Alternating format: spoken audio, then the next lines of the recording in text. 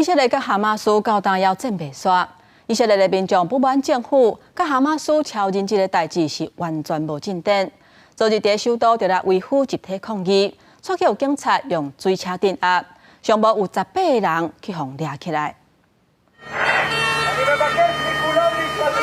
打骂声无停，现场个高压纸条向民众喷射，另外一边个警察跟民众发生烧杀的冲突，导致警方带走抗议的民众。I want this government to go. This government is the bloodiest government besides the terror which it's conducting amongst the Palestinians in the West Bank, and we don't even have to talk about what's happening in Gaza now.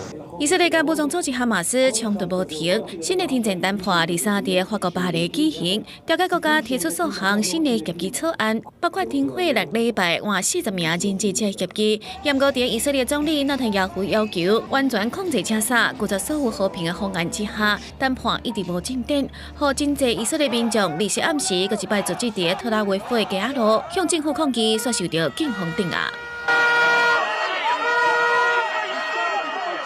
以色列警方动用骑警驱离民众，佮出动高压水车向人群喷射高压纸条，真侪抗议民众佮予警方逮捕。We cannot keep on doing the military solutions because they are not working. It's becoming worse. A lot of people are dead on both sides.